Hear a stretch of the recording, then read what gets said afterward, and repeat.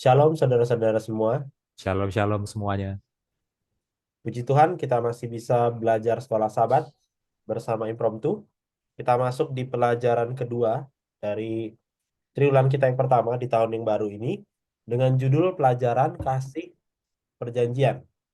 Ya, seperti biasa sebelum kita mulai, Mas Hansen boleh pimpin kita di dalam doa. Ya, mari kita berdoa. Bapa yang di surga, terima kasih karena Engkau telah mengasihi kami terlebih dahulu dengan sukarela, dengan tidak terbatas. Tuntunlah kami Bapa, agar kami masuk dalam hubungan denganmu dan kami dapat merespon kasih tersebut kepada Engkau dan memantulkannya kepada orang lain. Tuntunlah kami dalam belajar pelajaran ini. Tuntunlah kami agar dapat membaca Alkitab dengan serius, agar kami dapat mengerti ajaran yang benar, dan biarlah ini dapat menjadi berkat bagi kami yang rekaman dan juga semua penonton yang mendengarkan. Kami mohon ampunilah segala dosa dan kesalahan kami. Kami berdoa dalam nama Tuhan Yesus Kristus yang telah menebus kami dari dosa. Amin. Amin. Baik, saudara-saudara semua. Sabat lalu di sabat pertama ya, di pelajaran pertama kita belajar tentang kasih Allah. Ya, kita belajar beberapa apa namanya feature dari kasih Allah ya, diperkenalkan kepada kita bahwa kasih Allah itu sukarela. Sukarela maksudnya dia memilih untuk mengasihi kita, dia memiliki kehendak bebas begitu ya, dan terkadang kasihnya itu bertepuk sebelah tangan, kadang-kadang tidak dibalas karena apa, manusia juga memiliki kehendak bebas untuk membalas kasihnya, kasih Allah atau tidak begitu ya. Dan di pelajaran ini kita masih berbicara tentang kasih Allah ya, lebih dalam lagi. Nah, seperti apa itu kasih Allah itu, seperti apa lagi? Kalau sudah sukarela bisa direspon atau tidak? Selanjutnya seperti apa? Nah, Mas Hansen dipersilahkan. Ya, kita akan belajar dua kata Yunani yang sudah pernah kita pelajari sebelumnya dan mungkin para penonton juga sudah familiar ya. Kata yang pertama adalah agape, kata yang kedua adalah phileo ya. Agape dan phileo. Oke. Eh, kebanyakan kita mungkin diajarkan bahwa agape dan phileo ini punya makna yang berbeda. Oke. Agape ini adalah kasih dari Allah, lebih tinggi ya. Kemudian agape ini adalah kasih yang sepihak. Oke, dia apa hanya memberi tapi tidak menerima ya. Seringnya mendengar seperti itu ya. Oh, agape, dia kasihnya hanya memberi tidak menerima. Di sisi lain, phileo ya itu sering diajarkan sebagai kasih yang lebih rendah dari agape. Oke, dia ini adalah kasihnya manusia, bukannya kasih Allah, dan dia ini adalah kasih persaudaraan. Ya, jadi dikontraskan tuh antara kasih agape ya dengan kasih phileo. Oke. Tapi kalau kita baca dengan lebih teliti ya, agape dan phileo ini sebenarnya bukan dua kata yang memiliki makna yang berbeda, bahkan mereka ini sebenarnya sinonim. Oke, mari kita buktikan dari Alkitab sendiri. Pertama kita baca Yohanes 14 ayat 23.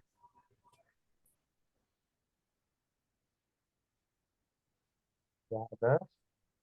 Yohanes 14 ayat 23. Ini ayat inti kita untuk ini ya, pekan ini. Yohanes 14 ayat 23. Jawab Yesus, "Jika seorang mengasihi aku, ia akan menuruti firman-Ku, dan Bapakku akan mengasihi dia, dan kami akan datang kepadanya dan diam bersama-sama dengan dia." Oke. Ayat ini menjelaskan barang siapa yang mengasihi Yesus, menunjukkannya lewat kesetiaan, penurutan terhadap sabdanya. Oke. Jadi kalau kita mengasihi Yesus, ya mari kita menurut setia terhadap sabdanya, terhadap perintah-perintahnya. Oke. Dan karena kasih, Bapa dan Yesus akan datang kepada orang-orang yang mengasihinya. Karena kasih, Bapa dan Yesus akan tinggal bersama, membangun rumah bersama orang-orang yang mengasihinya. Itu adalah pesan dari ayat ini, ya, teologi dan aplikasi dari ayat ini. Oke. Tapi jangan lupa kita sekarang lagi bahas kata agape dan phileo, ya. Jadi mari kita buka ayat ini kita baca dalam bahasa aslinya, bahasa Yunani. Silahkan, Bill. Yohanes 14 ayat 23. 23. Ya. Apekriti Yesus, Yesus menjawab, keipen auto dan berkata kepadanya, Ean tis agapame, jika seseorang mengasihiku, perhatikan di situ pakai kata agapa dari kata agapao, agape ya, ton logonmu tirisi. Eh, Perkataanku akan mereka jaga, akan mereka pelihara, akan mereka patuhi. Oke. Keopatirmu agapise afton. Ya, dan Bapakku akan mengasihi mereka. Nah, di sini lagi-lagi kata kasih menggunakan agapao, agape ya. Oke. Kepros afton eleusometa, dan kepadanya kami akan datang, kami itu maksudnya Yesus dan Bapa ya. Kemonin, eh, apa, kemonin dan tinggal para auto pisometa ya, bersama-sama dengan dia. Oke. Jadi di sini eh, muncul dua kali kata agape ya. Yang pertama digunakan untuk kasihnya manusia, ya kan? Jika seseorang mengasihi aku, jika ada manusia yang mengasihi Yesus, agape. Oke, jadi kata agape digunakan untuk kasihnya manusia. Baru di kalimat selanjutnya digunakan untuk kasihnya Allah, ya kan? Dan Bapakku akan mengasihi dia dan Allah akan mengasihi dia. Ya. Agape. Jadi di ayat ini kata agape saja sudah digunakan untuk apa? Dua pihak sekaligus. Kasihnya manusia pakai kata agape, kasihnya Allah pakai kata agape. Ya, jadi tidak tepat kalau dibilang agape itu hanya untuk kasihnya Allah. Ayat ini membuktikan agape digunakan juga untuk kasihnya manusia. Ya, itu. Oke, kita lanjutkan, Bill. Yohanes 16 ayat 27. Yohanes 16 ayat 27. Sebab Bapa sendiri mengasihi kamu, karena kamu telah mengasihi aku dan percaya bahwa aku datang dari Allah. Ya, secara ajaran, secara teologi dan aplikasi, ayat ini sangat mirip dengan Yohanes 14 ayat 23 ya. Ya. Mm-mm. Tapi sekarang yang menarik adalah secara bahasanya. Kita buka, Bill. Bahasa Yunaninya. Oke.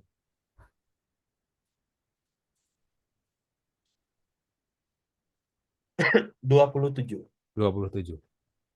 Ya. Автосgar opatir fili imas. Ya, karena Bapa sendiri, fili mengasihi imas kalian. Ya, perhatikan di situ pakai kata phileo ya. Oke. Oti imis eme pefilikate. Ya, karena kalian telah mengasihiku ke pepisteukate dan telah mempercayai beriman kepadaku. Oke. eh Oti ego paratu seu exilton ya, bahwa aku berasal dari Tuhan, datang dari Tuhan ya, exilton datang ya. Oke. Perhatikan ya, di sini dua kali muncul kata phileo. Ya, kalau di Yohanes 14 ayat 23 dua kali muncul kata agape ya, dan itu digunakan untuk kasihnya manusia dan kasihnya Allah. Di sini kata phileo muncul dua kali ya, dan yang pertama adalah untuk kasihnya Allah. Sebab Bapa sendiri mengasihi kamu, sebab Allah mengasihi kamu. Kasihnya Allah di sini pakai kata phileo. Karena kamu telah mengasihi aku dan percaya. Karena manusia telah mengasihi aku dan percaya, telah mengasihi Yesus dan percaya, phileo. Ya. Jadi kalau tadi di Yohanes 14 ayat 23 agapao digunakan untuk kasih manusia dan kasih Tuhan, sekarang phileo digunakan untuk kasih Tuhan dan kasih manusia. Digunakan untuk dua-duanya sekaligus juga. Ya. Maka kalau kata phileo digunakan untuk kasihnya Tuhan, phileo itu bukan kasih yang lebih rendah. Karena nggak mungkin kasihnya Tuhan tuh lebih rendah, lebih kurang. Ya. Kalau phileo itu digunakan untuk kasihnya Tuhan juga, maka di sini ya phileo juga bisa jadi kasih yang tinggi seperti agape. Ya, jadi bukan phileo atau agape yang membedakan kasih itu jadi lebih tinggi atau lebih rendah. Siapa yang memberikan yang membedakan. Kalau Tuhan yang memberikan, mau pakai kata agape, kayak mau pakai kata phileo, kayak itu berarti lebih tinggi kasihnya. Ya, seperti itu ya. Dan ya ini argumen tambahan ya, argumen tambahan. Menariknya, kalau kita menganggap ya kata agape itu memang bermakna kasih yang lebih tinggi dari phileo, kita bisa buktikan dari dalam Alkitab bahwa agape itu bahkan digunakan untuk kasih yang salah arah, kasih yang salah sasaran. Ya, bisa ada buktinya di Alkitab. Kita buka Bill eh, bahasa Indonesia dulu, 2 Samuel 13 ayat 1 dan 4.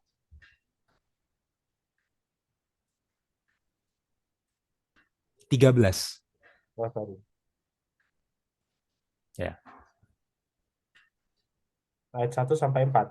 1 dan 4 aja supaya nggak terlalu Oh, panjang. sesudah itu terjadilah yang berikut. Absalom bin Daud mempunyai seorang adik perempuan yang cantik namanya Tamar, dan Amnon bin Daud jatuh cinta kepadanya. Ayat 4, katanya kepada Amnon, "Hai raja, hai anak raja, mengapa engkau demikian merana setiap pagi? Tidakkah lebih baik engkau memberitahukannya kepadaku?" Kata Amnon kepadanya, "Aku cinta kepada Tamar, adik perempuan Absalom, saudaraku itu." Oke. Judul perikopnya Amnon dan Tamar ya. Itu judul perikop yang dibuat oleh Lembaga Alkitab Indonesia. Tapi kalau saya yang disuruh untuk membuat judul perikopnya, saya akan kasih judul yang lebih vulgar. Ya, Amnon memperkosa Tamar. Ya, lebih vulgar. Oke, jadi ini konteksnya Amnon memperkosa Tamar. Saudara tirinya sendiri. Karena mereka berdua ini sama-sama anak Daud tapi beda ibu. Ya, panjang kalau kita ngomongin silsilahnya. Karena itu bukan topiknya. Nah, perhatikan di situ. Di ayat 1 dikatakan Amnon bin Daud jatuh cinta kepadanya. Perhatikan ya, ada di situ kata jatuh cinta ya. Ayat 1. Di ayat 4, Amnon bilang, aku cinta kepada Tamar. Oke? Ya. Sekarang kita lihat bagaimana kata cinta di ayat 1 dan ayat 4 muncul dalam Septuaginta. Ya, kita buka ayat ini dalam Septuaginta, Will. Ya, bagi teman-teman yang belum tahu, Septuaginta itu adalah terjemahan bahasa Yunani dari Perjanjian Lama. Ya, Perjanjian Lama kan aslinya bahasa Ibrani itu. Diterjemahkan ke bahasa Yunani dan ini terjemahan yang kuno. Sudah ada kira-kira 300 tahun sebelum Yesus lahir. Oke ya. Ini udah muncul ayatnya. 2 Samuel 13 ayat 1. Kita lihat kalimat terakhir dulu ya. Ke igapisen aftin Amon yus David ya. Maka cintalah kepadanya, maksudnya kepada si Tamar ya. Amon yus David, Amon anak Daud. Di sini kata cinta yang dipakai adalah kata agape. Kata agape. Ayat 1. Lanjut. Ayat 4. Kalimat terakhir ya. Keipen Avto lalu berkatalah kepadanya Amon ya. Tamar tin Adelfin Ave Salomo. Tamar saudara perempuan Absalom. Tu Adelfomu saudaraku ego agapo. Aku mengasihinya. Ya, lagi-lagi di sini Amnon menggunakan kata agape. Nah, kalau kita bilang agape itu adalah kasih yang lebih tinggi, bagaimana dengan teks Septuaginta ini? Ini bahkan bukan kasih. Ini ini sebenarnya adalah nafsu memperkosa yang seakan-akan menyerupai kasih. Tapi ini bahkan bukan kasih gitu loh. Tapi yang dipakai kata apa? Agape. Jadi kata agape bahkan bisa dipakai untuk kasih yang salah arah, kasih yang salah sasaran itu bisa secara bahasa ya.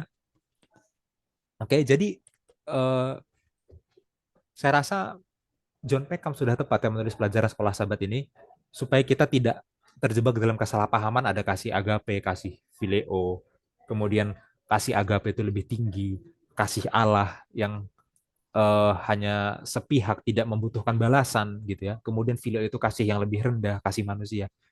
Kita bisa apa istilahnya mulai meninggalkan pandangan itu ya. Dan ada bahayanya kalau kita berpikir kasih agape itu adalah kasih yang sepihak yang hanya memberi tapi tidak menerima. Oke? Karena Tuhan itu kasihnya bukan hanya memberi. Ya. Tuhan itu kasihnya itu adalah kasih yang relasional, kasih yang membangun hubungan. Oke? Jadi dalam kasih yang membangun hubungan, Tuhan itu juga menerima. Ya. Tuhan itu menghargai apa respon dari seseorang. Kalau Tuhan mengasihi seseorang, ya Tuhan menghargai respon dari seseorang untuk mengasihinya kembali. Gitu ya. Kalau kita berpandangan agape itu hanya kasih yang memberi tidak menerima, loh berarti Tuhan jadi tidak relasional dong dengan umatnya gitu ya. Jadi kita akan pelajari bagaimana dalam Alkitab ya Tuhan tuh mengasihi umatnya dengan sukarela ya dengan tidak terbatas, oke? Tapi Tuhan mau membangun hubungan ya dan apa istilahnya ya? Dan dalam relasi itu ya, dan dalam relasi itu manusia harusnya merespon, merespon pada Tuhan dan merespon dengan mengasihi juga sesama. Ya, itu akan kita pelajari sepanjang satu pekan ini. Ya, oke. Kita sekarang buka kitab Ulangan, Will. Ulangan 7.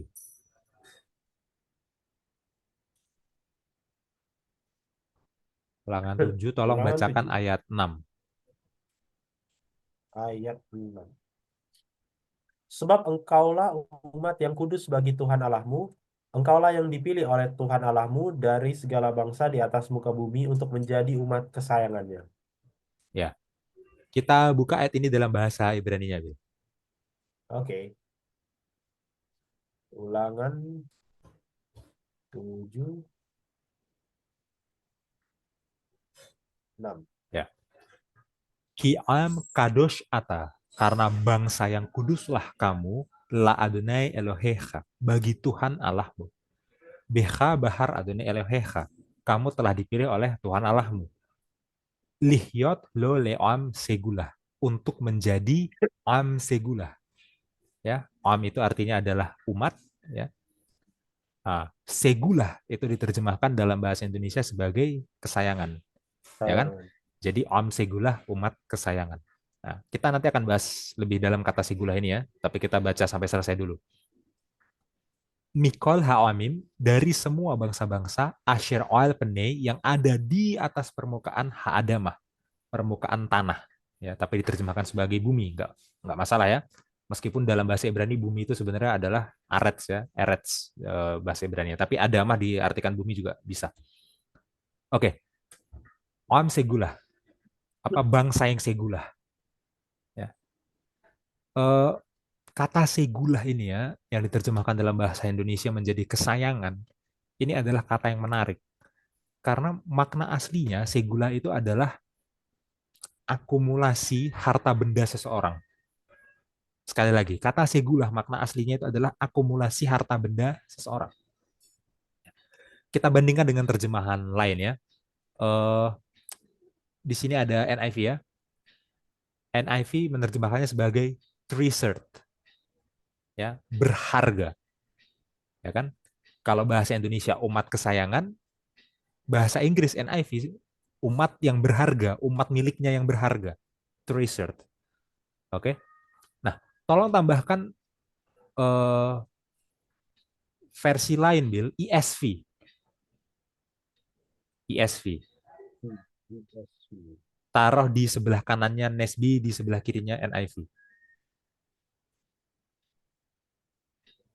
Terus sebelah kanannya set Ya, ya. Di ayat. sini ESV juga pakai kata treasured ya, treasured. Jadi NIV sama ESV sama. Oke? Dan ESV treasured. Sekarang yang menarik adalah NLT, New Living Translation. Coba buka Bill di YouVersion. Ya, ayat 6. Ya, di situ New Living Translation NLT pakai kata his own special treasure. Harta karun spesial miliknya. Ya, harta karun spesial miliknya. Oke. Dan dalam hal ini ya, baik NIV, ESV ataupun NLT itu lebih dekat ke bahasa aslinya daripada bahasa Indonesia terjemahan baru ya. Meskipun nggak salah, kesayangan itu nggak salah, tapi kedalaman maknanya itu adalah segulah. Segulah itu umat pilihan yang paling berharga bagi Tuhan. Apa harta karunnya Tuhan, gitu ya. Itu maknanya. Oke. Kemudian waktu bangsa Israel mengetahui kalau mereka ini pilihannya Tuhan, mereka ini berharga bagi Tuhan, mereka ini harta karunnya Tuhan, bangsa Israel bisa jadi sombong, ya kan? Membusungkan dada kan? Am segulah, ya. Berharga bagi Tuhan, harta karunia Tuhan. Penting bagi kita untuk mengetahui sebenarnya apa sih alasannya bangsa Israel dipilih. Ya, apakah bangsa Israel punya hak untuk menyombong kalau mereka dipilih, kalau mereka itu jadi berharga bagi Tuhan, kalau mereka itu jadi harta karunia Tuhan? Kita baca ayat selanjutnya ya, Ulangan 7 ayat 7 sampai 8 untuk mengetahui apa alasannya Israel dipilih. Ayat 7 dan 8. Ulangan 7 ayat 7 sampai 8. Bukan karena lebih banyak jumlahmu dari bangsa manapun juga. Kamu ini yang paling bangun juga. Maka hati Tuhan terpikat olehmu dan memilih kamu. Bukankah kamu ini yang paling kecil dari segala bangsa? Tapi karena Tuhan mengasihi kamu dan memegang sumpahnya yang telah diikrarkannya kepada nenek moyangmu, maka Tuhan telah membawa kamu keluar dengan tangan yang kuat dan menebus engkau dari rumah perbudakan, dari tangan Firaun, Raja Mesir. Ya, ternyata bangsa Israel nggak punya apa-apa untuk disombongkan. Meskipun mereka sudah dipilih dan sudah jadi yang berharga dan sudah jadi harta karunia Tuhan, mereka nggak punya apa-apa untuk disombongkan. Kenapa? Karena mereka dipilih bukan karena kehebatan mereka, ya kan? Mereka dipilih bukan karena kualitas mereka. Mereka dipilih bukan karena kemampuan mereka, ya kan? Bukan karena lebih banyak jumlahmu dari bangsa manapun juga. Bukankah kamu ini yang paling kecil dari segala bangsa? Itu kata Tuhan di ayat 7. Ya. Jadi Tuhan memilih bangsa Israel menjadi Oam Segula itu sepenuhnya sukarela didasarkan pada kehendak Tuhan. Ya. Lebih spesifik lagi didasarkan pada apa? Pada kasihnya yang tanpa syarat. Tuhan memilih bangsa Israel menjadi Oam Segula, menjadi berharga baginya, menjadi harta karunnya, ya karena Tuhan punya kasih yang tanpa syarat. Bangsa Israel bukan karena mereka hebat terus mereka memenuhi syarat, oh kamu udah memenuhi syarat ini, apa kualifikasinya ini, kualitasnya ini, kemampuannya ini, terus checklist oke kamu dipilih. Kayak rekrutmen kerja gitu. Enggak ya, mereka nggak layak, tapi Tuhan punya kasih yang tanpa syarat itu. Akhirnya mereka dipilih. Jadi om segulah, jadi berharga bagi Tuhan, jadi harta karunia Tuhan. Oke, kita lanjutkan Bill ke ayat 9.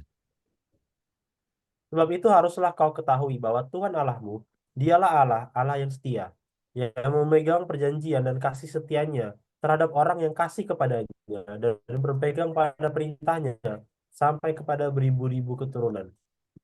Oke, dilanjutkan di sini ya. Eh meskipun meskipun kasih Tuhan itu tadi tanpa syarat, ya, Tuhan memilih bangsa Israel itu tanpa syarat, ya kan? Tapi dalam perjanjian ada syaratnya. Nah, ini menarik ya. Tuhan memilih bangsa Israel menjadi Om Segula, menjadi yang berharga, menjadi harta karunia itu tanpa syarat. Bukan karena kehebatan mereka, bukan karena kemampuan mereka, kasih Tuhan tanpa syarat. Tapi dalam hubungan ada syaratnya.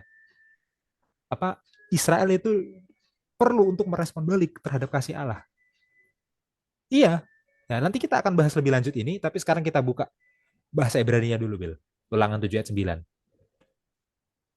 Oke. Ya, ayat 9. Ayat 9. Agak panjang. Ya, apalagi karena versinya udah eh, makin banyak, jadi space-nya makin kecil ya, tapi nggak apa-apa. eh Ve'yada'aita dan kamu ketahuilah Ki Adonai Eloheicha bahwa Tuhan Allahmu Hu Ha Elohim. Dialah Allah Hu Ha El Haneeman. Ya, Allah yang benar, Allah yang sejati. Gitu ya. Neeman ini cukup sulit diterjemahkan ya, tapi kita nggak usah bahas kata itu ya. Shomer Haberit yang menjaga perjanjian, ya, kata berit itu artinya perjanjian, V Hachesed dan kasih setia.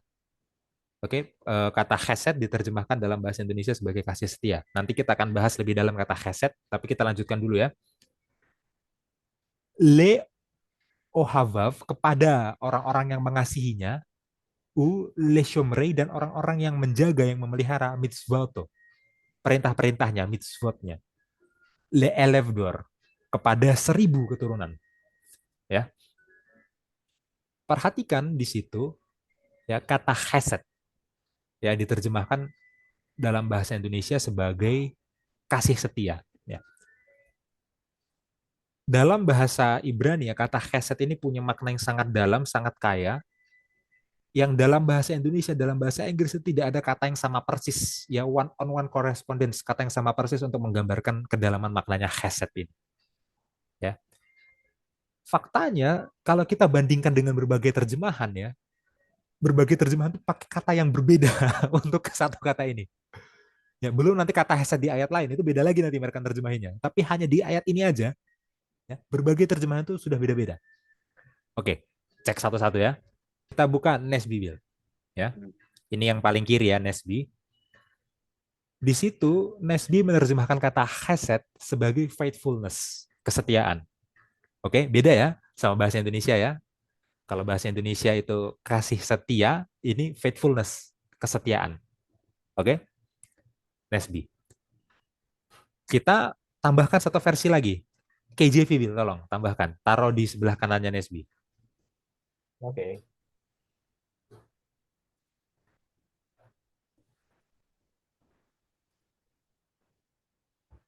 Ya, ayat 9 ya.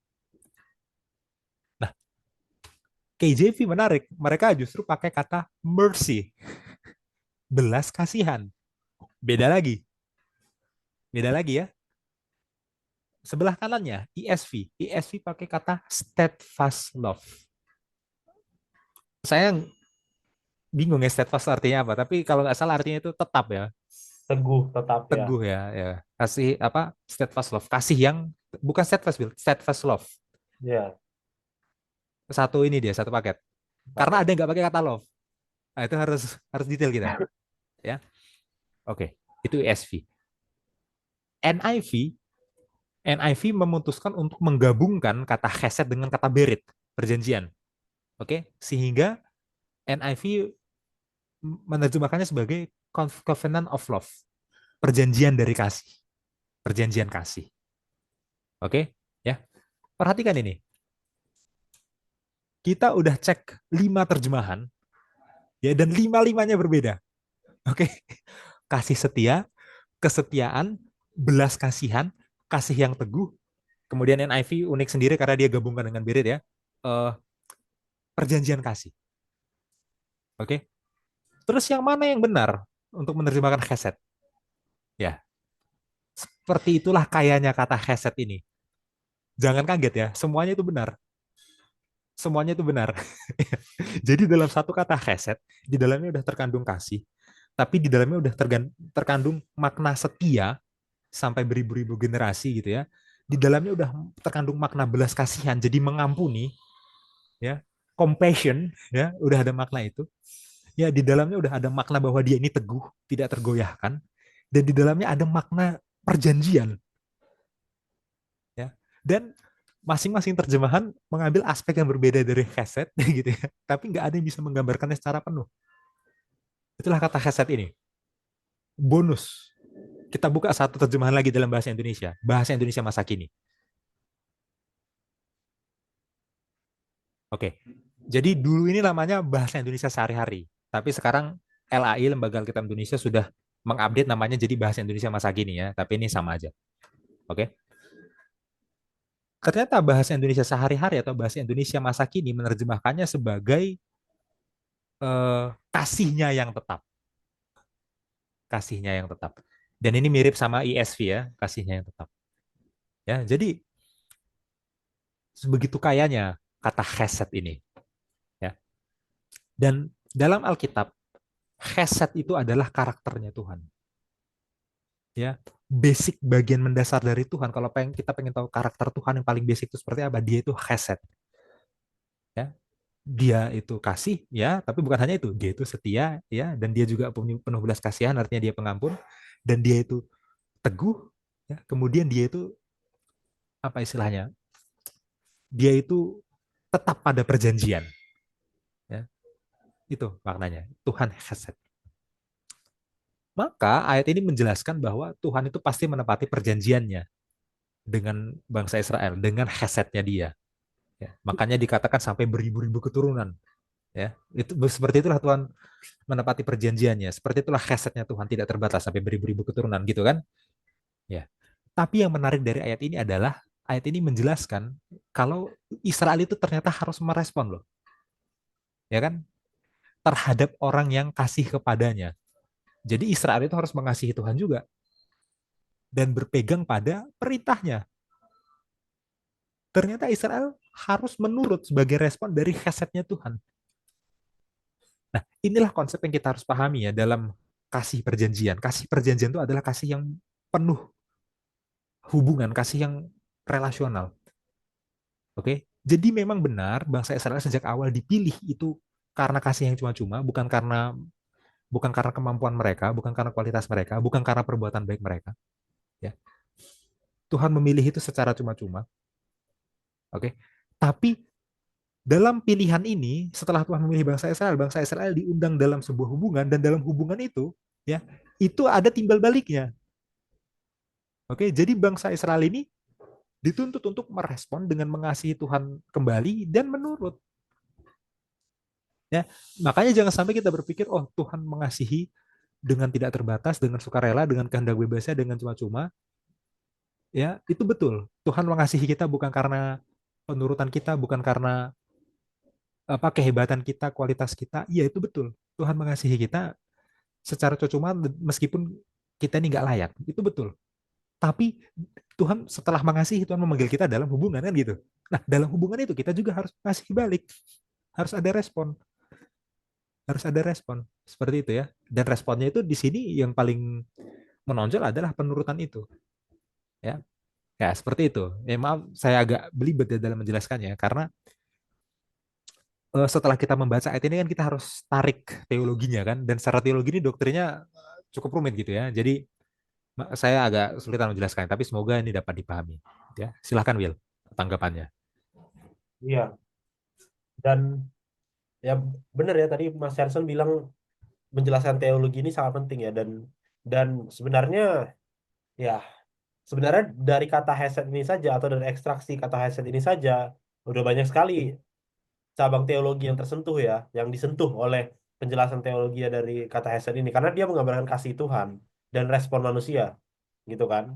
Nanti bisa dari situ bisa sampai kita diselamatkan oleh karena apa, kita bisa ini karena apa, kasih Tuhan itu ada batasnya atau tidak dan sebagainya macam. Hmm. Jadi elemen ini sebenarnya kata Mas Hansen ini agak belibet di awal saja, tapi nanti along the way kita akan lebih lebih enak ya untuk memahami koridor apa kasih Tuhan itu berjalan dalam koridor yang seperti apa gitu ya. Oke, ini ada satu kutipan Fundamentals of Christian Education halaman 125. Berikut ini adalah syarat-syarat yang akan dipilih setiap jiwa untuk hidup kekal. Ya, dipilih setiap jiwa untuk hidup kekal. Dari kata yang dipakai aja berarti kita itu memutuskan ya. Kita memutuskan kita mau merespon atau tidak. Dari kan kita dipilih, ya kan? Yang akan dipilih oleh setiap jiwa, dia yang memilih keputusannya sendiri. Ketaatan Anda kepada perintah-perintah Allah akan membuktikan hak Anda untuk mewarisi bersama orang-orang kudus dalam terang. Allah telah memilih keunggulan karakter tertentu dan setiap orang yang melalui kasih karunia Kristus akan mencapai standar persyaratannya, akan memperoleh jalan masuk yang berlimpah ke dalam kerajaan kemuliaan. Ya, setiap orang sekali lagi, setiap orang melalui kasih karunia Kristus, bukan karena kemampuan kita, bukan karena jumlah kita banyak, bukan karena apa tadi ya, tapi kita akan dimampukan untuk mencapai standar kemuliaan dalam hubungan. Apa itu? Semua orang yang ingin mencapai standar karakter ini harus menggunakan sarana yang telah disediakan Allah untuk tujuan ini. Jika Anda ingin mewarisi perhentian yang tersisa bagi anak-anak Allah, Anda harus menjadi rekan sekerja Allah. Nah, ini nggak ada kata, ya ada katanya, yaitu pernikahan ya. Tapi ini kata yang bagus juga untuk menggambarkan sebuah hubungan rekan sekerja, gitu kan? Rekan sekerja Allah. Anda dipilih untuk mengenakan kuk Kristus, untuk menanggung bebannya, untuk mengangkat salibnya. Anda harus tekun untuk membuat panggilan dan pilihan Anda teguh. Selidiki kitab suci dan Anda akan melihat bahwa tidak seorang pun putra atau putri Adam dipilih untuk diselamatkan dalam ketidaktaatan kepada hukum Allah. Wah, ini luar biasa ya. Gak ada pun manusia di sepanjang Alkitab yang dipilih untuk diselamatkan itu tidak menurut kepada hukum Allah. Dunia membatalkan hukum Allah. Tetapi orang Kristen dipilih untuk disucikan melalui ketaatan kepada kebenaran. Mereka dipilih untuk memikul salib jika mereka ingin mengenakan mahkota. Mereka dipilih jika mereka ingin mengenakan mahkota. Ya, jadi ini bagus sekali ya kata yang dipakai ya. Ya, ini kutipan ini bagus untuk menggambarkan bahwa Tuhan memberikan pilihan kepada setiap manusia dan setiap orang itu dimampukan sebenarnya untuk menjalani hubungan dengan Tuhan. Dalam tentu Tuhan tahu kita itu penuh dosa, tentu Tuhan tahu kita itu banyak salahnya. Tapi kita dimampukan oleh karena kasih karunia-Nya. Supaya apa? Supaya kita bisa menjadi rekan sekerja Allah, ya kan? Ya, kalau kita tidak bisa bekerja sama dengan Allah di dunia ini, bagaimana mungkin Tuhan mau bawa kita bekerja sama dengan Dia di sorga? Itu kutipan yang lain ya, oleh Ellen G. White. Ya, akan sangat berbahaya bagi dia untuk membawa orang yang tidak bisa diajak bekerja sama di dunia. Ya, itulah hubungan relasional, hubungan timbal balik, gitu ya, terhadap kasih setia, terhadap hasilnya Tuhan yang sudah diberikan ya, dengan teguh, dengan cuma-cuma, tanpa memandang bulu, semua orang mendapatkan akses kasih itu. Tapi pertanyaannya, siapa yang mau merespon? Gitu ya. Mungkin itu, Mas Hansen. Ya, kita lanjutkan Bill. Kita buka 1 Yohanes 4 ayat 19. 1 Yohanes. Bentar. 1 sempat ayat 19. Kita mengasihi Allah karena Allah lebih dahulu mengasihi kita. Ya, ya, dalam surat Yohanes ya, dalam surat Yohanes tema kasih itu sangat dominan gitu ya. Kita harus bedakan ini dengan Injil Yohanes gitu ya, Ya. dengan Injil Yohanes. Tapi kalau kita baca dengan teliti, ya karena ini ditulis oleh penulis yang sama, banyak tema-tema yang paralel antara Injil Yohanes dan surat Yohanes. Oke? Contohnya aja ya, ayat yang sangat terkenal Yohanes 3 ayat 16 gitu. Ya kan, karena begitu besar kasih Allah akan dunia ini. Ya, itu kan tema kasih sangat kuat kan. Tadi di awal waktu kita mau menelusuri kata agape, kata phileo, kita belajarnya dari Injil Yohanes loh itu. Yohanes 14 ayat 23, Yohanes 16 ayat 27. Ya, kemudian percakapan antara Yesus dengan Petrus di Yohanes 21 misalnya. Ya kan? Itu juga kata phileo dan agape dipakai ya. Jadi Yohanes sebagai seorang penulis ya, meskipun ini dua tulisan yang berbeda, ya, entah di Injil Yohanes ataupun di suratnya, dia itu sangat tertarik untuk mengeksplor tema kasih Allah ini ya. Makanya jangan heran nanti sampai pelajaran terakhir itu Injil Yohanes akan sangat sering dikutip oleh John Peckham, ya, nama dia sendiri John ya. Ya, kita bahas ayatnya. Dalam ayat ini ya dikatakan kasih itu yang mulai duluan siapa? Yang mulai duluan mengasihi itu Tuhan. Oke, bukan manusia. Nah, jadi kalau kita dari tadi membahas manusia harus mengasihi Tuhan, itu sifatnya respon. Sifatnya respon. Ya, maksudnya gini, kita bukan dari mana tiba-tiba terus kita mengasihi Tuhan. Ya, nggak bisa seperti itu. Dan manusia itu tidak mampu untuk melakukan itu. Gitu loh. Itulah kenapa dikatakan eh, eh, bangsa Israel itu dipilih bukan karena kemampuan mereka, kita hubungkan dengan ulangan tadi ya. Jadi bukan karena mereka sudah mengasihi Tuhan, ya bangsa Israel sudah mengasihi Tuhan duluan, terus bangsa Israel dipilih. Bukan kayak gitu ya. Dan sama juga dengan kita, gitu. Bukan karena kita sudah mengasihi Tuhan, supaya kita dipilih. Enggak. Tuhan tuh sudah mengasihi duluan, sudah duluan dia mengasihi kita, baru kita merespon. Tuhan mengasihi, kita dipilih dulu, baru kita merespon. Ya, jadi kalau kita mengasihi Tuhan itu sifatnya apa? Sifatnya itu adalah respon ucapan syukur. Bukan untuk mencapai, bukan untuk supaya dipilih. Karena sudah dipilih dulu, sudah dikasihi dulu, makanya kita mengasihi. Ya, sumber sumber kasih itu adalah Tuhan sendiri. Ya, ini penting sekali implikasinya untuk doktrin ya. Iya. Ya, karena pelajaran ini kan apa? Pelajaran ini kan nanti ujung-ujungnya akan menekankan pada penurutan hukum dan mengasihi sesama. Ya, jangan nanti ada yang berpikir kita menuruti hukum dan mengasihi sesama itu supaya dikasihi oleh Tuhan. Untuk supaya kita dipilih. Hati-hati. Ini ayat yang sangat penting. Kita udah dipilih dulu. Tadi bangsa Israel udah dipilih duluan kan, gitu ya. Kita sudah dipilih dulu, ya, baru merespon. Kita sudah dikasihi dulu, baru merespon. Ya, itu ya. Dan responnya itulah penurutan kita itu. Oke, responnya itulah kita mengasihi orang lain. Tapi, kita bisa memilih untuk menolak merespon. Kita bisa memilih untuk merespon dengan tidak. Nah, disitulah bahayanya. Ya, ada satu perumpamaan di Injil Matius, Matius 18 ya, yang dijelaskan di pelajaran sekolah sahabat kita untuk menjelaskan bagaimana manusia itu bisa menolak kasih Tuhan yang sudah begitu besarnya. Kita buka Matius 18, kita baca ayat 23 sampai 35. Oke, Matius 18. Ayat 23 sampai 35. Perumpamaan tentang pengampunan. Ayat 23 ya. Sebab hal kerajaan sorga seumpama seorang raja yang hendak mengadakan perhitungan dengan hamba-hambanya. Setelah ia mulai mengadakan perhitungan itu, dihadapkanlah kepadanya seorang yang berhutang 10.000 talenta. Tetapi karena orang itu tidak mampu melunaskan hutangnya, raja itu memerintahkan supaya ia dijual beserta anak istrinya dan segala miliknya untuk membayar hutangnya. Maka sujudlah hamba itu menyembah dia. Katanya, sabarlah dahulu, segala hutangku akan kulunaskan. Lalu tergeraklah hati raja itu oleh belas kasihan akan hamba itu. Sehingga ia membebaskannya dan menghapuskan hutangnya. Tetapi ketika hamba itu keluar, ia bertemu dengan seorang hamba lain yang berhutang 100 dinar kepadanya. Ia menangkap dan mencekik kawannya itu, katanya, bayar hutangmu. Maka sujudlah kawannya itu dan mohon kepadanya, sabarlah dahulu, hutangku itu akan kulunaskan. Tetapi ia menolak dan menyerahkan kawannya itu ke dalam penjara sampai dilunaskannya hutangnya. Melihat itu, kawan-kawannya yang lain sangat sedih, lalu menyampaikan segala yang terjadi kepada tuan mereka. Raja itu menyuruh memanggil orang itu dan berkata kepadanya, hai hamba yang jahat, seluruh hutangmu telah kuhapuskan karena engkau memohonkannya kepadaku. Bukankah engkau pun harus mengasihani kawanmu seperti aku telah mengasihani engkau? Maka marahlah tuannya itu dan menyerahkannya kepada algojo-algojo sampai ia melunaskan seluruh hutangnya.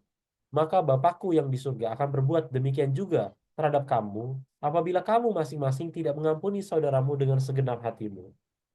Ya, perumpamaan tentang hamba yang tidak mengampuni ya. Dikatakan hamba itu utangnya adalah 10.000 talenta. Ya, talenta itu mata uang ya, bukan talent dalam bahasa Inggris modern yang kita pahami sebagai apa istilahnya bakat gitu ya, tapi talenta itu sebuah mata uang. Talenta ini jumlahnya sangat besar. Ya, satu talenta itu adalah 6.000 dinar. Nah, ini menarik. Sekarang kita coba pecah ya, jadi satu dinar. Satu dinar itu adalah upah pekerja dalam sehari. Oke, nah kalau seorang pekerja dapat upah satu dinar dalam sehari, dia butuh waktu lama. Dia butuh waktu berapa lama untuk ngumpulin 6.000 dinar? Ya, kita tinggal hitung. Dalam setahun pekerja ya di Israel abad pertama itu kira-kira bekerja 300 hari. Ya, kemudian ada saudara-saudara yang akan bertanya, loh, satu tahun kan 360 hari dalam kalender Yahudi. Kenapa mereka hanya bekerja 300 hari? Ya, banyak kepotong.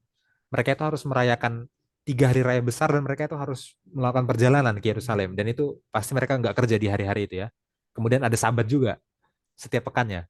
Ya, mereka harus mengikuti hari raya Pesach, Shavuot, dan Sukot ya. Paskah, Pentakosta, dan Pondok Daun gitu ya. Itu dah makan waktu. Mereka harus berjalan ke Yerusalem. Belum lagi sabat setiap pekan. Oke. Jadi dengan dipotong hari raya ini, hari raya itu dipotong sabat setiap pekan ya kira-kira nggak 360 full. Mereka hanya kerja setahun 300 hari. Oke. Berarti setahun mereka bisa ngumpulin 300 dinar. Ya kan? Satu tahun mereka bisa ngumpulin 300 dinar. Nah, untuk ngumpulin 6.000 dinar, berarti mereka butuh 20 tahun. 20 tahun. 300 kali 20 kan baru 6.000. Gitu. Itulah satu talenta, 6.000 dinar. Butuh waktu 20 tahun untuk mengumpulkan satu talenta. Sekarang utang orang ini bukan satu talenta. Yang satu talenta aja butuh 20 tahun. Tapi utang dia adalah 10.000 talenta. Berarti butuh 20 kali 10.000 tahun. Butuh 200.000 tahun. Baru dia bisa bayar utangnya itu.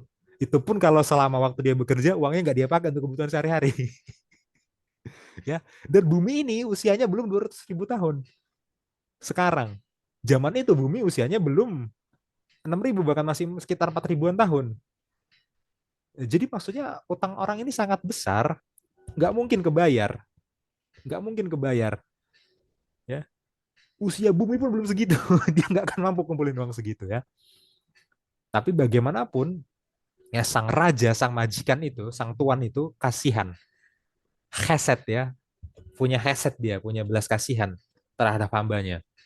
Dan dengan rela dihapus utangnya yang sangat besar itu. Itu ya. Cerita yang indah bukan? Ya. Tapi ternyata ceritanya belum selesai. Ya. Ternyata orang ini nggak tahu diri. Ya. Ada orang lain ternyata yang utang ke orang ini.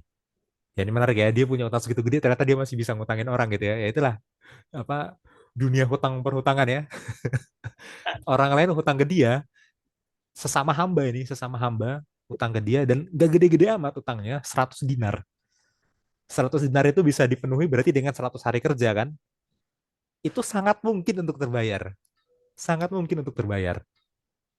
Iya, serius ini. 100 dinar itu bukan jumlah yang ini utang yang nggak mungkin kebayar, itu mungkin kebayar ya. Tapi entah kenapa ya, karena jahatnya hamba ini, teman yang utang 100 dinar ini dijebloskan ke penjara. Coba, nggak tahu diri kan? Ya, akhirnya informasi ini sampai ke raja dan raja marah. Raja marah. Ya, hamba ini akhirnya kehilangan belas kasihan dan pengampunan raja. Ya, dia udah diampuni dari utang 10.000 talenta, temen yang utang 100 dinar aja nggak diampuni. Padahal tuh kebayar tuh 100 dinar itu. Ya, gitu. Nah, secara teologi ya, kasih sayang dan kemurahan Allah itu tak terbatas dan itu bukan karena perbuatan baik kita. Contoh hamba ini. Hamba ini dikasihi kan bukan karena perbuatan baik dia. Ya kan? Dia kan nggak mampu berbuat apa-apa untuk mendapatkan kasih raja. Dia bayar utang itu kan dia nggak akan mampu gitu loh. Jadi dia nggak berbuat apapun, raja memang sudah mengasihi, raja sudah memang memberikan pengampunan itu ke dia. Oke, tapi setelah diberikan pengampunan, setelah diberikan kasih, dia terlibat dalam hubungan dengan raja kan. Nah, dia harusnya membalas itu dengan mengasihi raja kembali dan membalas itu dengan memantulkan kasih pada sesamanya. Sekarang dia tidak memantulkan kasihnya ke sesamanya. Ya, akhirnya dia kehilangan kemurahan raja. Oke, jadi dia nggak harus berbuat baik supaya raja mengasihi dia. Dia punya utang segitu gede, raja sudah mengasihi dia. Tapi setelah dikasihi, dia harus merespon, dia harus mengasihi balik. Dan dengan mengasihi balik, itu ditunjukkan juga dengan mengasihi sesamanya. Kalau nggak mengasihi sesamanya, bisa kehilangan kasih kasih yang cuma-cuma itu. Ini memang teologinya rumit ya. Tuhan mengasihi tidak bersyarat, tapi dalam hubungan itu jadi bersyarat. Itu memang rumit, tapi kenyataannya memang begitu. Dan saya rasa ini konsepnya sebenarnya masuk akal ya, ya Bil ya. Iya, Masuk ini akal ya topik konsepnya ya. yang Bukan masuk akal. bukan nggak sesulit itu sebenarnya untuk dipahami, meskipun saya juga menjelaskannya cukup sulit ya. Ya, silahkan Bil tanggapannya. Iya, jadi apa namanya? Tadi kata terakhir ya, apabila manusia tidak mengasihi sesama, maka mereka bisa kehilangan ya kasih yang di awalnya tanpa syarat itu ya kepada mereka. Nah, apa namanya? Maksud saya seperti ini. Eh, ya ini agak sedikit berfilosofi sedikit ya. Tuhan itu kan adalah makhluk yang apa namanya? Maha tahu, maha pintar, maha semuanya lah. Hmm. Sehingga kasih dia itu bukanlah kasih yang remeh. Nah, itu dia. Bukanlah Hmm. kasih yang tidak berharga. Maksudnya tidak ada harganya. Kasihnya bukan hanya tidak ada harganya, tidak remeh. Jadi cuma-cuma itu bukan berarti remeh. Hmm. Hmm. Nah, itu dia. Kadang-kadang yang gratisan ini remeh kan. Wah, gratisan. Biasanya kalau yang gratisan tuh kualitasnya lebih rendah dibandingkan yang mahal. Enggak. Kalau headsetnya tentu tidak. Gratis tapi tidak remeh. Nah, gratis yang tidak remeh ini apabila diremehkan, Kira-kira seperti apa bentuknya? Ya tidak akan jadi. Ya jadi ya kata ya buat apa? Lu ngeremehin kasih gue yang tidak remeh, tapi ini gratis, tapi nggak remeh. Kalau kita meremehkan kasih Tuhan, ya kira-kira kita pantas nggak dapat kasih yang cuma-cuma itu? Pakai logika bodoh aja. Ya tidak lah, ya kan? Hmm, Nah, seperti hmm. itulah. Kan kasihnya raja ini kan sangat dalam, tapi kan tidak remeh. Walaupun nampaknya remeh bagi dia. Anjay, berapa? 200.000 tahun hilang begitu saja kan seolah-olah remeh kan? Iya, Iya dan dong. dan nggak perlu ngapa-ngapain, Nggak perlu tahu-tahu ngapa-ngapain. Cuma tahu-tahu tidur dikasih, doang nggak ketika. perlu berusaha Ya, apa-apa, tahu-tahu dikasih. iya, seolah-olah remeh. Nah, dia meremehkan kasih itu. Dia meremehkan kasih itu, jadi dia nggak remeh kasih Iya, itu kan, sehingga dia pun iya, menganggap remeh ke orang lain. iya, Nah, itulah masalahnya. Jadi aku mencoba merefleksikan teologi ini dalam dalam hal yang lebih ini ya. Jadi kalau kita tidak mengasihi orang, itu sebenarnya kita mengeremehkan kasih Tuhan. iya. Nah, padahal Tuhan mengasihi kita dengan instan menghilangkan semua utang kita, tapi kenapa kita tidak melakukan itu kepada orang lain? Itu ya. Ada satu kutipan dari Upward Look, The Upward Look halaman 43. Jika Tuhan memperlakukan keluarga manusia sebagaimana manusia memperlakukan satu sama lain, kita pasti telah binasa. Ya. Tetapi Dia panjang sabar, penuh belas kasihan, mengampuni pelanggaran dan dosa kita. Ketika kita mencari Dia dengan segenap hati, Dia akan ditemukan oleh kita. Tetapi belas kasihan Kristus dalam mengampuni kesalahan manusia mengajarkan kita bahwa harus ada pengampunan cuma-cuma atas kesalahan dan dosa yang dilakukan terhadap kita oleh sesama manusia, maksudnya orang lain. Kristus Hmm, memberikan pelajaran ini kepada murid-muridnya untuk mengoreksi kejahatan yang diajarkan dan dipraktikkan dalam ajaran dan contoh-contoh dari mereka yang menafsirkan kitab suci pada waktu itu. Manusia dapat diselamatkan hanya melalui kesabaran Allah yang luar biasa dalam pengampunan atas banyak dosa dan pelanggarannya. Tetapi mereka yang diberkati oleh belas kasihan Allah harus menjalankan roh kesabaran dan pengampunan yang sama terhadap mereka yang merupakan keluarga Tuhan. Dan bahkan dalam perumpamaan ini, si manusia ini tinggal nunggu 100 hari kerja untuk selesai masalahnya. Dan itu pun dia tidak lakukan. Gitu ya. Jadi sebenarnya kutipannya, tapi mereka yang diberkati oleh belas kasihan Allah harus menjalankan roh kesabaran dan pengampunan yang sama. Sama nggak roh pengampunan dan kesabarannya? Nggak bisa sama. Karena Allah mengampuni utangnya 200.000 tahun. Manusia cuma 100 hari kerja aja. Dan itu pun nggak bisa. hmm. Gitu kan? Jadi sebenarnya yang Tuhan minta respon kita dalam memancarkan kasihnya kepada sesama itu tidak ada bandingannya dengan kasih dia yang awalnya kepada kita itu. Itu cuma satu persekian berapa ribu persen aja dari kasihnya Tuhan yang dia udah berikan kepada kita, dan itu pun kadang-kadang kita tidak mau lakukan ya, dan itulah realitanya. Itulah perumpamannya dibuat kepada kita untuk kita belajar ya. Dan ini satu kutipannya Mas Hansen. Iya. Oke, kita lanjutkan pembahasan ini dengan kembali ke 1 Yohanes. Oke, Hmm, 1 Yohanes 4 ayat 8 sampai 11.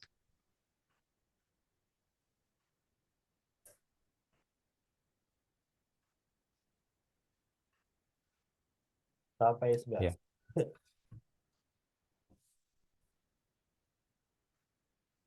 Aku baca. ya, Barang siapa tidak mengasihi, ia tidak mengenal Allah. Sebab Allah adalah kasih. Dalam hal inilah kasih Allah dinyatakan di tengah-tengah kita. Yaitu, apabila Allah telah mengutus anaknya yang tunggal ke dalam dunia, supaya kita hidup olehnya. Inilah kasih itu. Bukan kita yang telah mengasihi Allah, tapi Allah yang telah mengasihi kita, dan yang telah mengutus anaknya sebagai pendamaian bagi dosa-dosa kita. Saudara-saudaraku yang kekasih, jikalau Allah sedemikian mengasihi kita, maka haruslah kita juga saling mengasihi. ya. Kalau saudara baca ini sekilas langsung kelihatan ya tema yang sama dengan Injil 3:16. Yohanes ya. Ya.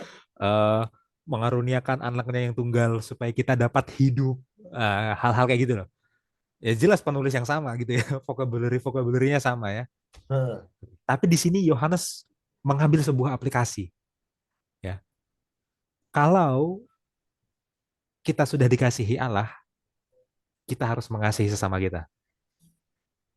Ya. Barang siapa tidak mengasihi, tidak mengenal Allah. Mau lebih ekstrim, ayat 20 sampai 21, Bil. oke. Jikalau seorang berkata, "Aku mengasihi Allah," dan ia membenci saudaranya, maka ia adalah pendusta. Karena barang siapa tidak mengasihi saudaranya yang dilihatnya, tidak mungkin mengasihi Allah yang tidak dilihatnya. Dan perintah ini kita terima dari Dia. Barang siapa mengasihi Allah, dia juga harus mengasihi saudaranya. Oke, kan kita nggak perlu berbuat apa-apa, kita nggak perlu berbuat baik, kita nggak perlu punya kualitas kehebatan tertentu dulu baru Tuhan mengasihi kita. Sejak awal Tuhan sudah mengasihi kita meskipun kita ini buruk sekali. Itu ya. Jadi kasih Tuhan itu cuma-cuma. Tapi setelah dikasihi, Tuhan memanggil kita dalam sebuah hubungan, kita harus merespon. Gitu ya. Meresponnya apa? Dengan mengasihi dia kembali. Oke? Kemudian kita berpikir, ya, kan yang mengasihi saya duluan Tuhan. Jadi saya hanya perlu membalas kasihnya ke Tuhan. Ya, kan yang mengasihi saya Tuhan, bukan tetangga saya. Jadi saya balasnya ke Tuhan aja langsung. Kenapa sih ngebalasnya harus lewat tetangga? Tapi dibilang, Tuhan tuh gak kelihatan. Itu kan ayatnya bilang ya, Tuhan tuh gak kelihatan. Ya, kalau kamu mengasihi tetanggamu, saudaramu yang kelihatan itu kamu nggak bisa, gimana bisa kamu mengasihi Tuhan yang nggak kelihatan? Hmm. Ya, makanya kalau ada orang bilang, ya saya sudah merespon kasih Allah itu kok mengasihi Allah, tapi membenci saudaranya, itu bohong. Bohong, itu pendusta. Keras sekali ayatnya. Berarti kalau tadi ya, si orang yang di perumpamaan Matius 18 tadi bilang, lah ngapain saya mengasihi rekan saya yang utang 100 dinar ini? Kan yang baik ke saya engkau raja. Jadi saya harus membalas kasihnya ke engkau raja. Mungkin ada yang berpikir gitu kan, memperdebatkan perumpamaan itu. Ngapain sih dia harus mengasihi ke sesamanya? Kalau raja yang membebaskan utangnya itu sudah mengasihi dia, dia membalasnya harusnya ke rajanya lagi. Ngapain dia harus balas ke orang lain yang gak ada hubungannya? Ya tapi nggak seperti itu gitu loh. Itu bohong namanya. Cara membalas kebaikan raja itu juga dengan mengasihi sesamanya itu juga tadi gitu loh. Ya. Eh, semua orang yang kita kenal maupun nggak kita kenal ya, semua orang di sekitar kita itu semua ciptaan Tuhan. Itu semua miliknya Tuhan. Itu semuanya anak-anak Tuhan. Ya waktu Tuhan mengasihi kita dan kita kasihi orang lain ya, itu hamba sesama hamba saling mengasihi karena sama-sama miliknya dia. Itu anak anak sesama anak Tuhan saling mengasihi dan itu membalasnya langsung ke Tuhan sebenarnya Hmm. ya. Jadi marilah kita saling mengasihi ya, memantulkan kasih itu kepada orang lain. Itu membalas ke Tuhan langsung sebenarnya kok. Banyak ayat lain yang bisa dibaca ya. Eh, apabila aku lapar engkau memberi makan, apabila aku haus engkau memberi minum, ya banyak ayat yang bisa kita baca, tapi itu poinnya ya, kita nggak perlu baca semua ayat, nanti terlalu panjang pembahasan kita gitu ya. Silahkan Bil, tanggapannya. Iya, apa namanya?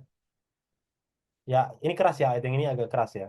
Tapi ayat ini sangat masuk akal, sangat masuk akal. Masuk akalnya ya, apa namanya? Dalam bahasa sehari nggak usah bacot deh, lu ngomong ngasih Tuhan, tapi yang kelihatan aja nggak lu kasih, gitu kan sebenarnya. Iya, iya, Apa yang Yohanes? Dan ya itu sangat masuk akal, itu sangat masuk akal. Karena bahkan dalam balik ke perumpamaan itu ya, ya kan emangnya apa yang bisa dilakukan hambanya ini untuk membalas kasihnya Tuhan itu kan udah nggak ada akses lagi. Maksudnya kayak udah selesai urusannya kan. Ya dia udah iya. do it your way istilahnya gitulah. Dia mau Hmm. jadi apa, mau balas kalaupun dia mau jadi hamba mau kerja berapa lama for a lifetime paling ya kan. Dan itu Iya, pun iya. bisa membalas utangnya itu gitu loh. Jadi ya Ha-ha. yang dia bisa lakukan adalah mengasihi yang dia bisa lihat gitu kan. Ya itu adalah Sesamanya tadi. samanya tadi. Nah, Iya. kadang-kadang kita tidak melakukan itu ya. Kadang-kadang kita pakai hitungan manusia ya. Nah, lalu tadi Ellen White bilang kalau Tuhan pakai hitungan kita, wah udah mati kita semua. Gitu kan. Kita sudah binasa. Nah, jadi itu. Jadi ya apa? Apa namanya? Elemen mengasihi mengasihi ini ya kata-katanya. Elemen mengasihi sesama itu menunjukkan seberapa dalam kita mengerti kasih Tuhan itu sebenarnya. Kalau kita mengerti sedalam apa kasih Tuhan, maka sedalam itu juga lah kita harus mengasihi sesama kita. Mungkin itu, Mas Hansen. Iya, iya. Oke, Bil. Baik, pelajaran kita sudah selesai. Saudara-saudara semua, kita akan langsung masuk ke saran poin diskusi. Monggo, Mas Hansen. Iya, yang pertama bahas kata agape dan phileo ya. Kedua kata itu bisa digunakan untuk manusia, bisa digunakan untuk Tuhan. Agape bisa, phileo bisa. Jadi dua kata itu sinonim, ya. Gitu. Buktinya ada di Yohanes 14 ayat 23, Yohanes 16 ayat 27 ya. Ya, kemudian menarik juga itu ya kalau sempat bahas 2 Samuel 13 ayat 1 dan 4 ya. Ternyata agape itu bisa digunakan untuk kasih yang salah arah. Ya, itu ya. Itu mengerikan tuh. Ya. Jadi jangan pernah berpikir kalau hanya agape yang kasihnya Tuhan, agape itu kasih yang lebih tinggi, kasih yang hanya memberi tidak menerima. Ya. Dan faktanya secara teologi, ya, Tuhan itu bukan Tuhan yang hanya memberi tidak menerima. Tuhan itu adalah Tuhan yang relasional. Jadi Tuhan itu menerima juga respon balik dari manusia. Ya. Dan itu Bill, poin itu jangan hilang tuh. Apa teologinya itu. Tuhan itu relasional itu ya. Apa kasihnya bukan satu arah, bukan hanya memberi, tapi memberi dan menerima juga. Iya. Oke. Setelah itu masuk ke ulangan 6 ya. Ulangan 6 ayat 6 sampai 9. Bangsa Israel adalah bangsa pilihan Tuhan, harta karunia Tuhan. Oke. Tapi kenapa mereka dipilih? Itu harus dibahas. Ya. Ternyata mereka dipilih tanpa syarat. Jadi mereka nggak harus memenuhi kualifikasi ini itu, mereka dipilih aja karena Tuhan memang kasih sama mereka. Oke. Tapi apakah kalau mereka sudah dipilih tanpa syarat, dipilih bukan karena kualitas mereka, bukan karena kemampuan mereka, mereka tidak perlu melakukan apa-apa setelah dipilih. Oke. Mereka nggak perlu melakukan apa-apa untuk dipilih, tapi setelah dipilih, mereka harus melakukan. Karena setelah dipilih, mereka dituntut untuk menurut tadi. Mereka dituntut untuk menurut ya. Ya, dan kemudian bahas juga kata chesed itu ya, kekayaan maknanya itu ya, seperti itu.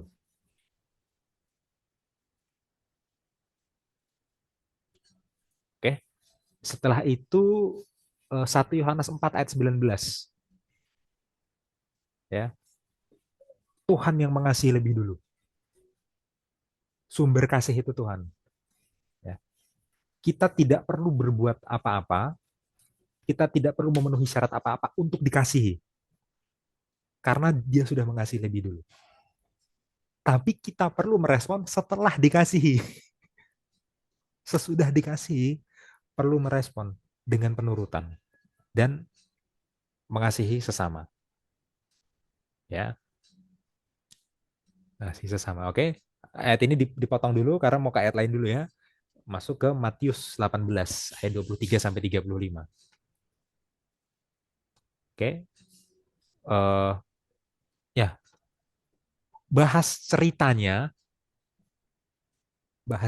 gimana, kemudian bahas seberapa besar utangnya hamba itu ya dengan pemahaman mata uang di zaman itu ya, itu harus dibahas ya, dan bahas bagaimana meskipun dia diberikan kasih tanpa syarat ya, dia kan nggak harus berbuat apa-apa supaya utangnya diampuni, dia dikasih cuma-cuma gitu aja ya, tapi setelah dikasihi dia harus merespon itu dengan mengasihi orang lain ya, dan dia gagal, dia tidak mengasihi rekannya hamba yang lain itu, dan akhirnya ya hamba itu kehilangan kasih dari sang raja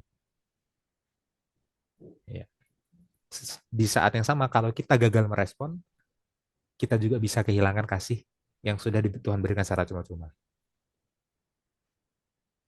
ya, itu ya. Baru kembali lagi ke 1 Yohanes 4.